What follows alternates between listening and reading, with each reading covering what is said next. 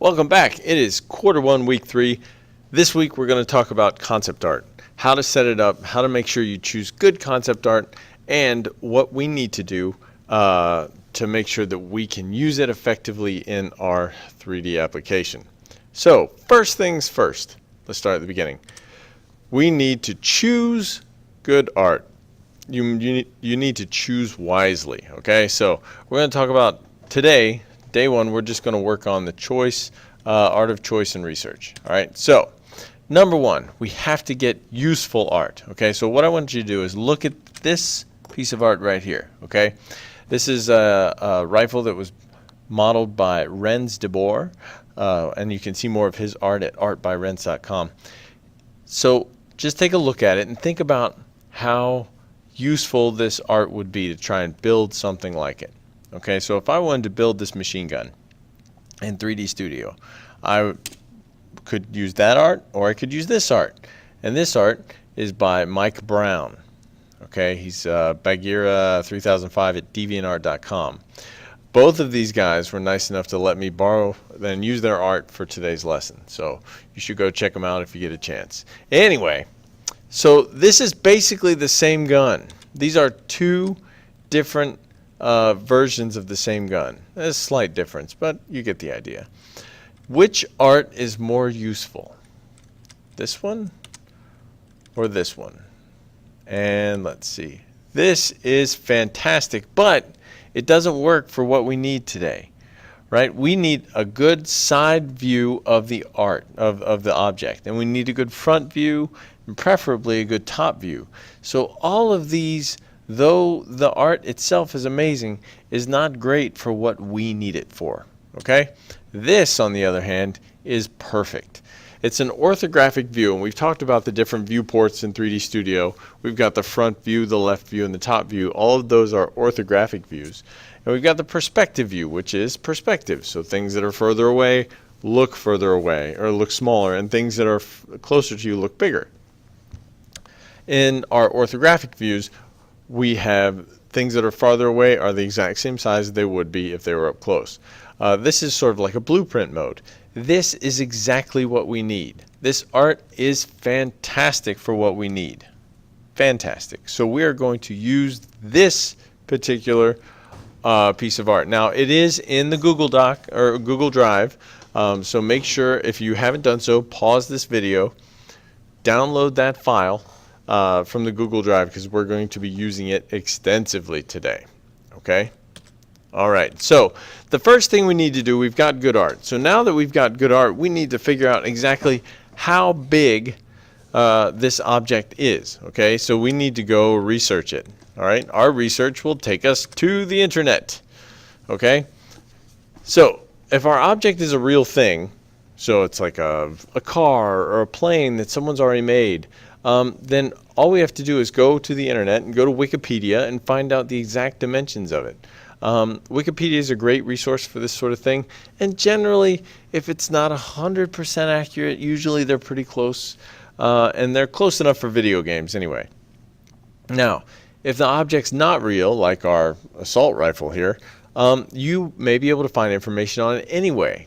For instance, there's a lot of people out there who love video games and who love science fiction, and they have figured out and determined, and there's backstories and all sorts of fun stuff that will sort of give you the real, quote-unquote, real dimensions, canon, if you will, dimensions of an object. Okay, but ultimately the object should feel to be the correct size, and solid research should be the foundation for your sizing.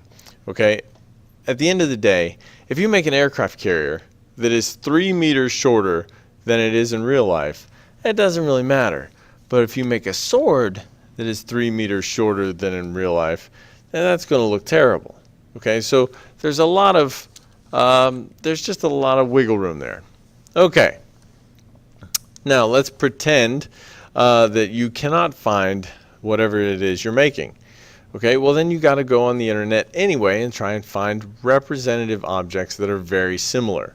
Okay, this particular gun is a Bullpup system, which means it loads bullets in a clip form, or actually a magazine, from the back. Okay, well, all of these three rifles are the same sort of system.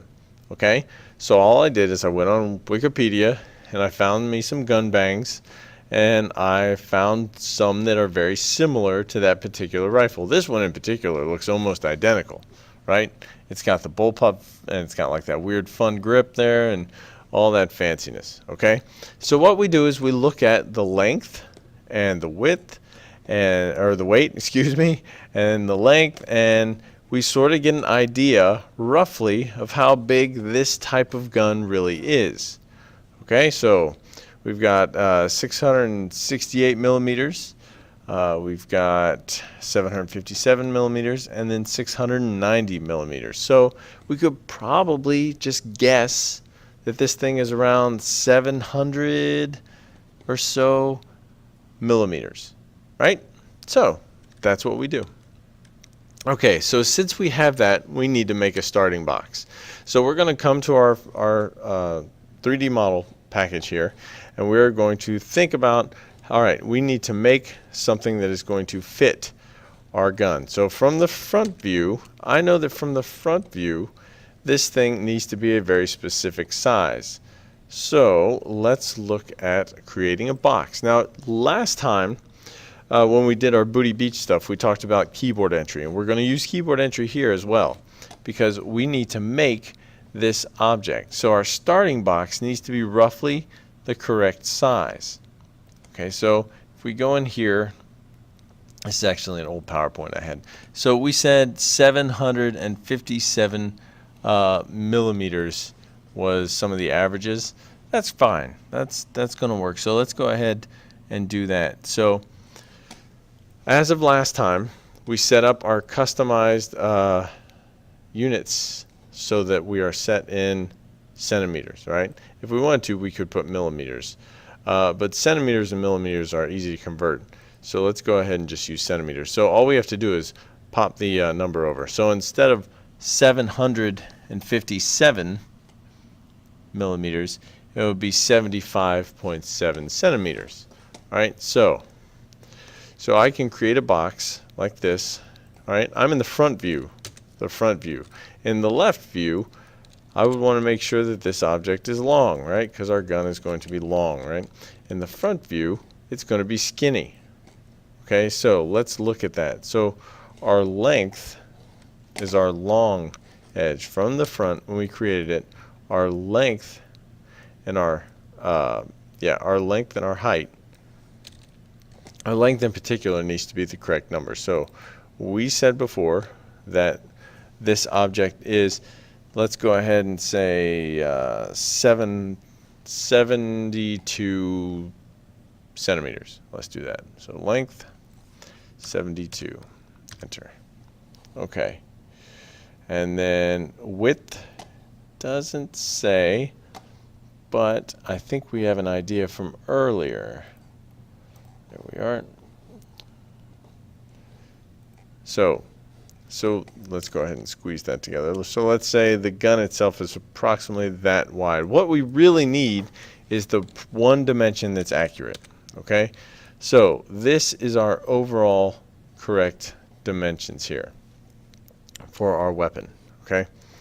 Once our box is set with the proper dimensions, we can sort of fudge the rest of it. All right?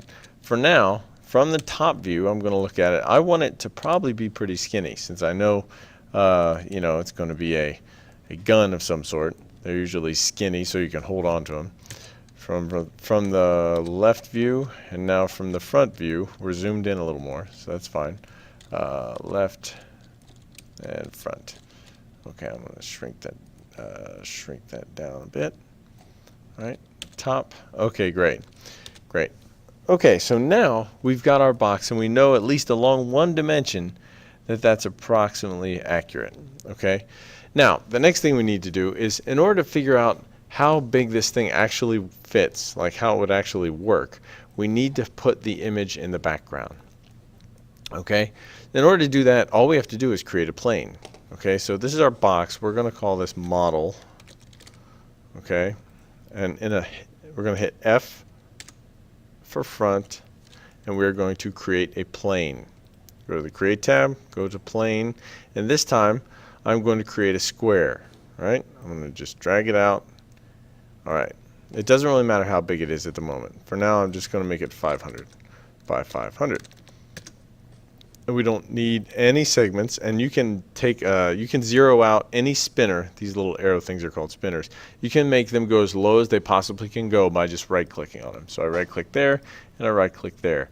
And I have a total faces of 2. Okay, great. Okay, cool. So this will be our front reference plane. Okay, so from the front view, I'm going to hit W, and then I'm going to come up here, click on this button, this pull-down menu right up here, and I'm going to go to World, and then I'm going to come down here and right-click on that, and right-click on this, and right-click on this. So down here, our X value will be 0, our Y value will be 0, and our Z value will be 0, and that will put a square right in the middle of our world. A flat plane looks just like that. Okay, great. Now once again, we need to name this thing, so go ahead and highlight it, and we are going to call it reference, R-E-F-R-E-N-C-E, reference. I put reference. All right, reference underscore front. All right, great. Now I can click anywhere else. Now I'm going to hit E. Make sure angle snap is on by pressing A and toggling it. See how it lights up? We want it to be blue. Now I'm going to hold Shift and drag this thing 90 degrees. Okay? Now this is not going to be our front. This is going to be our left reference. So I can change the name right here under where it says name. So it says reference underscore left. We want to copy. Click OK. Now from the front we have this. From the left, we have this, and I'm going to change the color just to be safe. Left, lilac, purple. Okay, cool. Front is fuchsia, which is pinkish. Oh, I did the wrong one. Pinkish. Okay, cool. All right, so left is lilac, which is purple. Front is fuchsia. All right, cool. Now if you hit P, you've got this sort of setup. You can change it to whatever color you want. It doesn't really matter. I'm just screwing around, trying to use mnemonic devices. All right, I still have the angle snap selected. I'm going to hold Shift and drag this one so it's 90 degrees like that. And this is going to be my reference underscore top, T-O-P. Click OK. And top will be tan. Sure, there we go. Maybe I should have picked tangerine. Doesn't matter. Now, hit W. And what we're going to do is we're going to move these planes out of the way. See, we're going to drag it down. Now, as I drag this down, see how this number down here spins? I haven't let go. I'm clicking with my left mouse and dragging, see? But as it goes down, this number spins. So it's going into its negative Z. So I'm just going to highlight that and type in negative 5,000. Okay. Now this is our let's see, which one do we have here? This is our purple, our lilac. All right. So that's our left. All right. So we want that to go down its positive X. Okay, so as I move this out this way, X goes up. So I'm going to change that to 5,000. 5, 1, 2, 3, 5,000. All right. From the front, if I type F, go to front. If I hold Alt and use my middle mouse button to rotate around a little bit, you'll notice the Y is pointing this way. So we're going to go positive Y. So I moved it just a little bit to make sure I knew which direction I wanted it to go, because I wanted it to go away from the camera. Type 5,000 and click enter. So now if I hit front, I've got fuchsia. If I hit left, I have lilac. If I hit top, I have tan. Now you can't really see these objects, but if you click on this, you can see, and if you hit P for perspective, you can see that they're just way out there. Way out there. all the way down. Pink. Okay, great. So that sets us up so that when we start putting our art in here, we're going to be ready to go.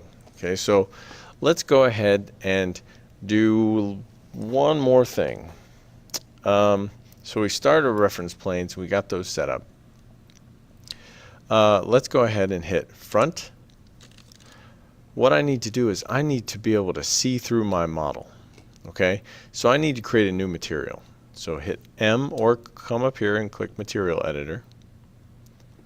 Okay, so this is my material. Okay, I need to click one of these and I can click Diffuse, and now I'm going to choose a color.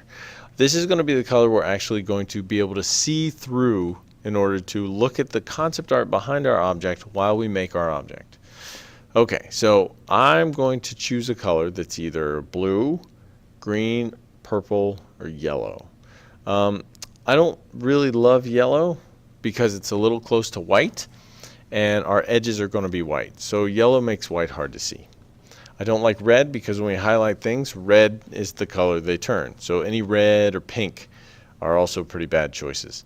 Purple's okay if it's pretty dark. Other than that, I'd stick with blues and greens. All right, so I'm going to choose a blue. Whatever blue you like. Click OK.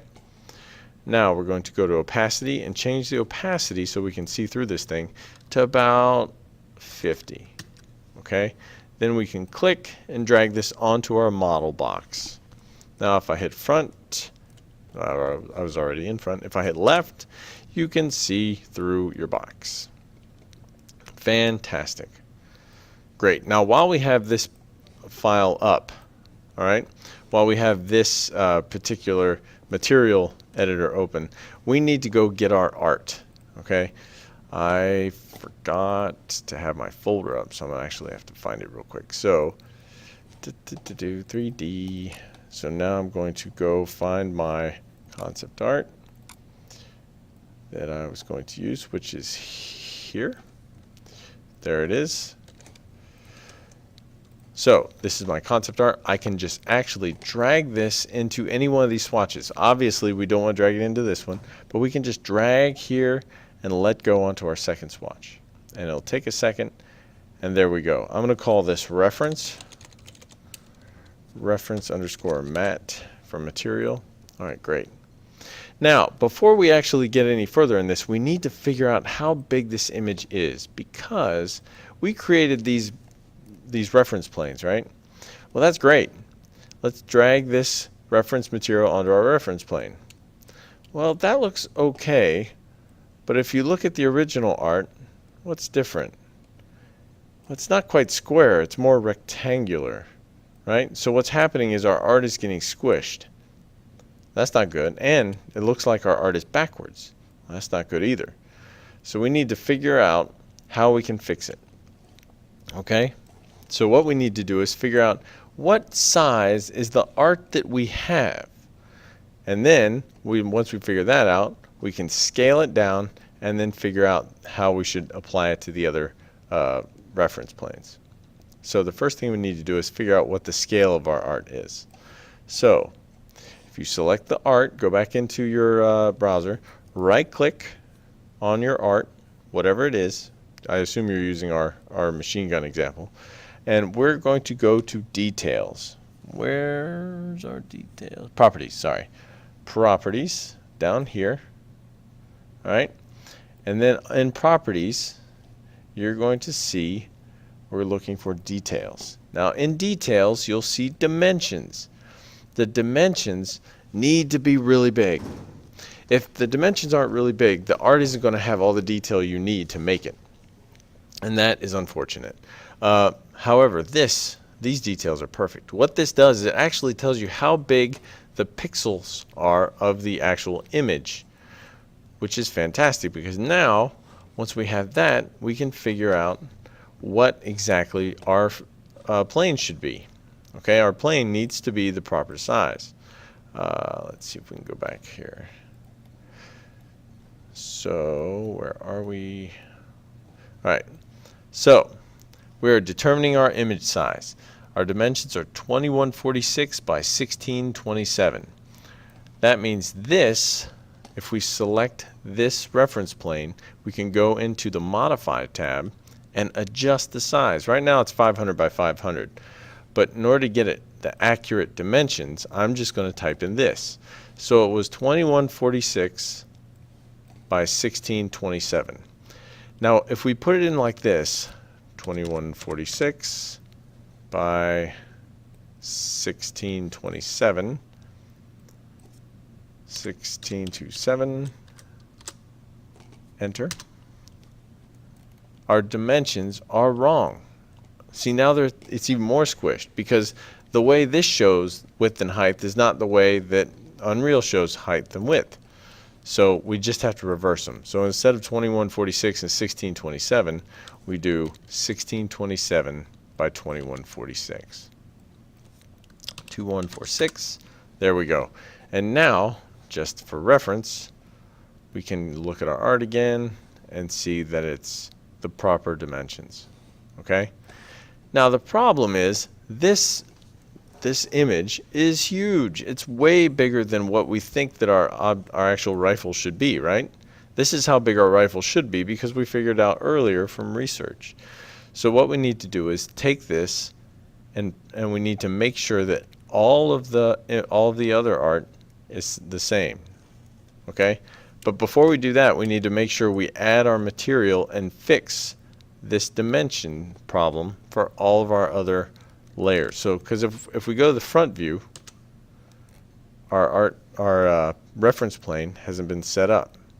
So we need to drag our material over and we need to set up 1627 by 2146.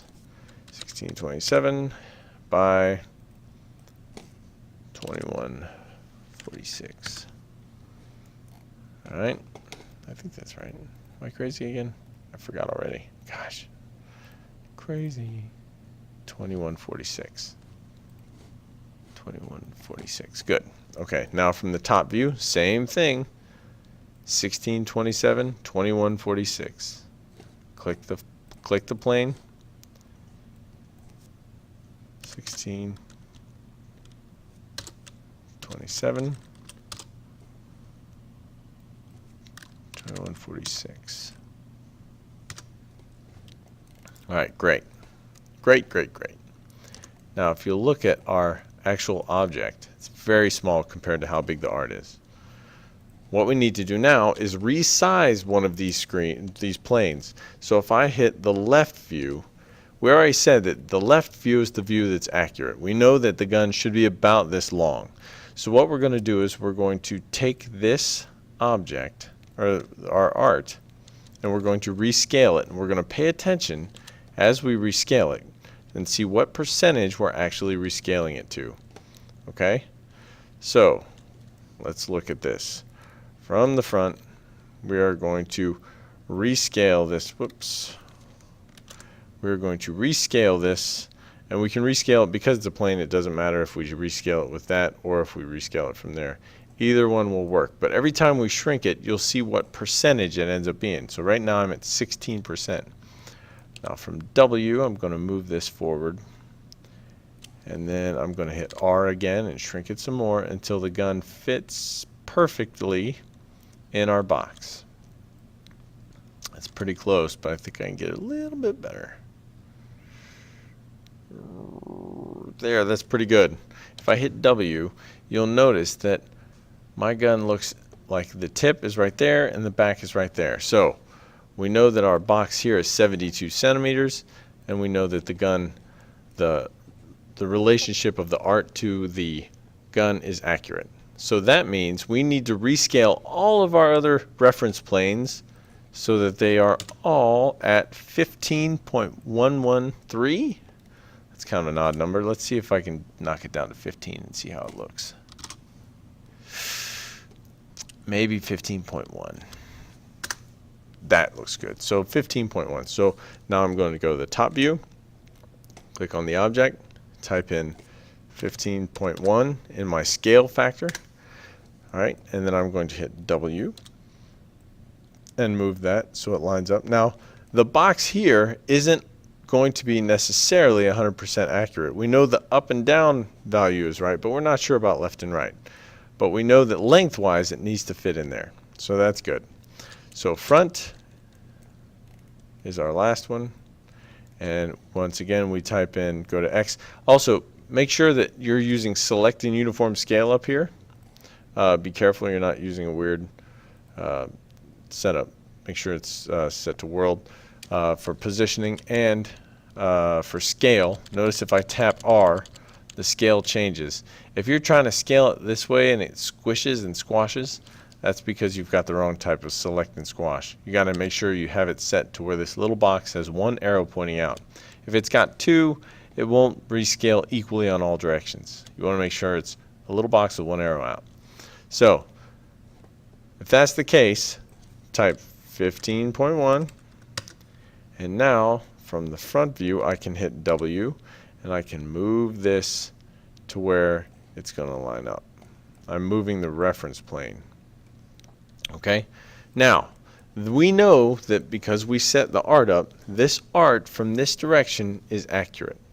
All right, we know that this art is now all appropriately sized. So now that we figured out one direction, only knowing one length, just the length, we can figure out the rest of it. Right? So we need to figure out where our art's going to be, and we need to make sure our front is the front. So if I hit F for front and I go to my box, I select my box. Now I'm going to convert my box to an editable poly, just like we've been doing. You right click on the box when it's selected. You'll get a little quad menu that comes down, and over here, and you'll get editable poly. Alright, so now I've got an editable poly, which means I can get my sub-object selection, just like last time when we had the vertices. Now we're going to hit the number 4 on the number line, which will give us faces over here, and I'm going to click there. This is where the bullets should come out.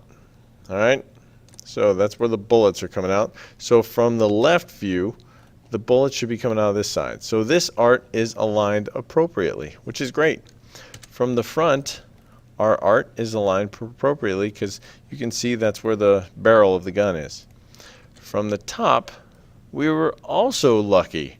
We don't have to do any spinning. Now, if your art was rearranged or aligned incorrectly, all you needed to do was actually select the art itself, hit E for rotate, hit A, and then rotate the art 180 degrees. However, I was literally lucky because I wasn't planning on getting it right the first time, but just so happened that all my art worked out right. But if yours didn't, all you need to do is figure out, okay, where's my gun? Here's my gun.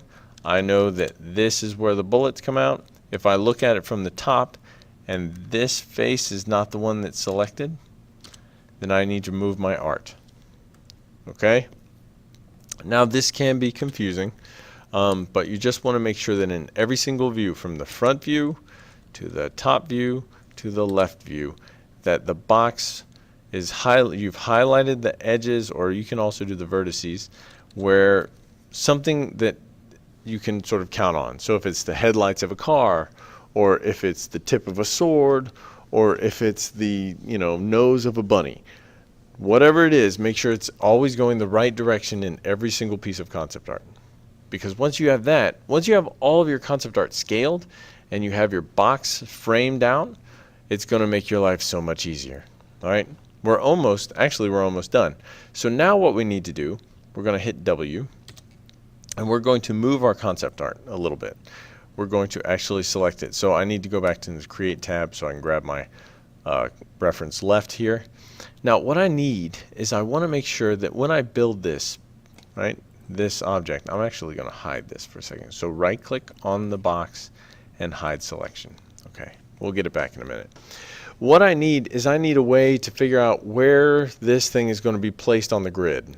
All right, because I want to be able to put it on the grid so that I know, where 0 is. All right, so that when I'm building it, I build it in the exact same place in the world. So I need a point on the art that looks the same, or that I can reference in all of my images.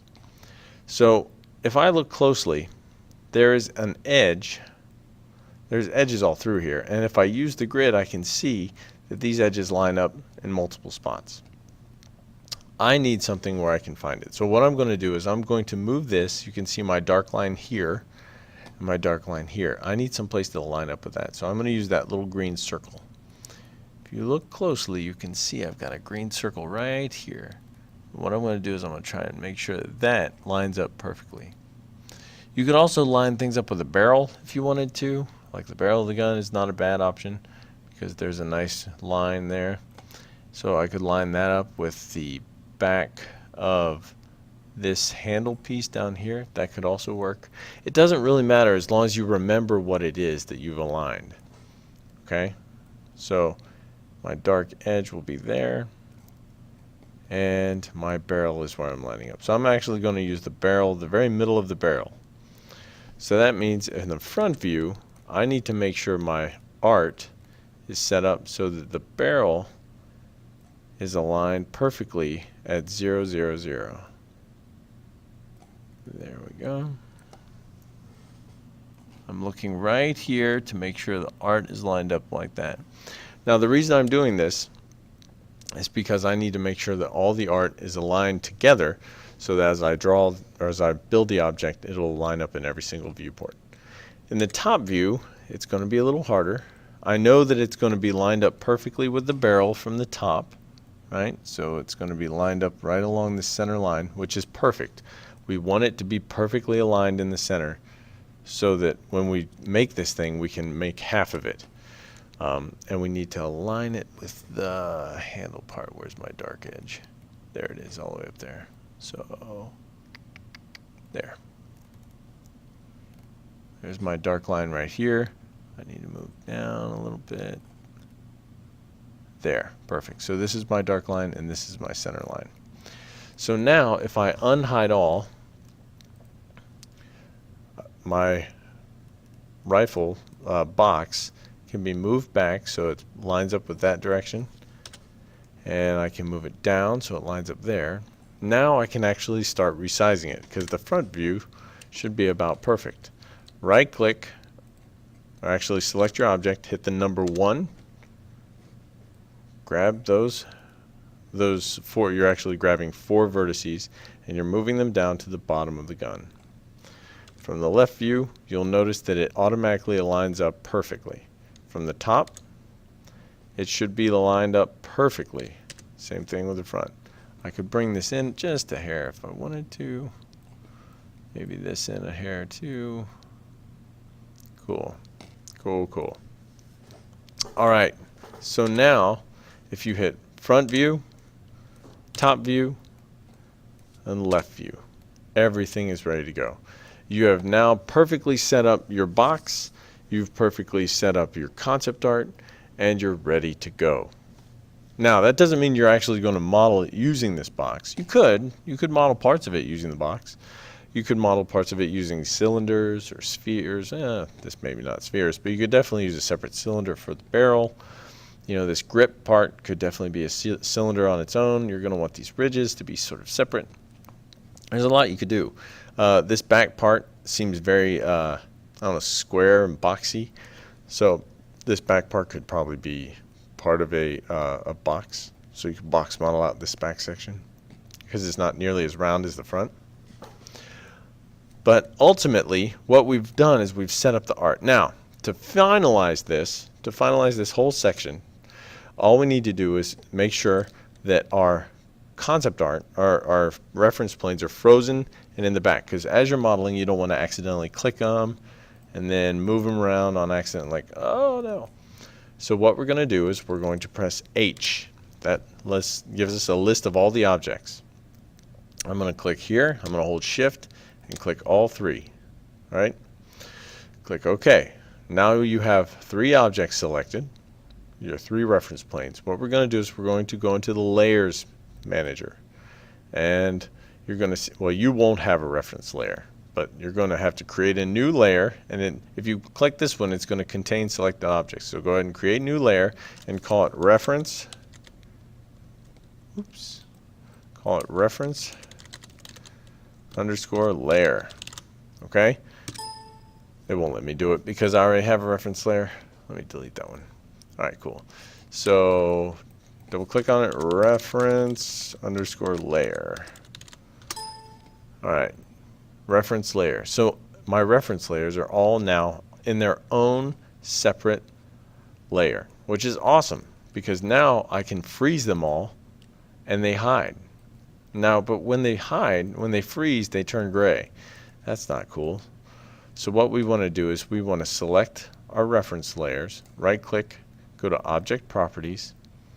So you're going to select the reference layer and right click and look for Object Properties. It'll bring up this whole new window. You're going to look for Show Frozen in Gray, deselect that, click OK.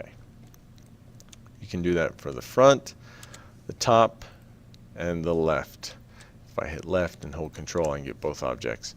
I can right click, once again look down for Object Properties, and then change Show Frozen in Gray to make sure it's not selected. Click OK. Now when you freeze your layers, they won't disappear.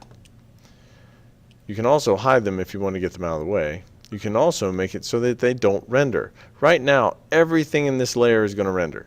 Okay? If you deselect this, and well, let me show you what happens. Doop, doop, doop, doop. If I render it now, okay, you'll see that the object should actually render. Oh, they're frozen. Well, I don't know why. Actually, I don't know why they're not rendering. But this little button lets you know if they're rendering or not. Right now, they should be rendering. But if you select these and turn it to the square, that means that it defaults to whatever the reference layer is. So we don't usually want reference images to render. So we can set that so that they don't render. Click there. And then, unfortunately, our reference layer is now active. We need to make sure it's back on the little check mark is by the mesh layer, because the active layer is whenever we create something, it'll automatically be put on that layer. Right now we have our model, and that's all we really want there. So from here, if I go into perspective view, you can see I've got my rifle box all laid out. All right, from the front view, I can see how I need to build it. From the left, it's all ready to go. So you have now set up everything you need for your reference planes. All right, I know this was a long video, and I know I was going to end up doing it with two, but it looks like it ended up being just one long one. So I apologize for that. I know it was kind of long, and I know it was fast, but let me know if it was too fast for you in the comments. I hope you got a lot out of it, and I hope you're ready to start a new project, because now that you know how to do this, we're going to actually have a little quiz on how to set this up. I'm going to give you an image, and you're going to set up some concept art, and then when we're done with that, you're going to do your first free project. Your Booty Bay had a lot of freedom to it. How do you make the island and stuff like that? But the next one, you're going to go find some concept art, and then you're going to build that object, and that is basically the idea. So we'll talk about snapping for symmetry later. We repositioned our planes. Make sure you check your work.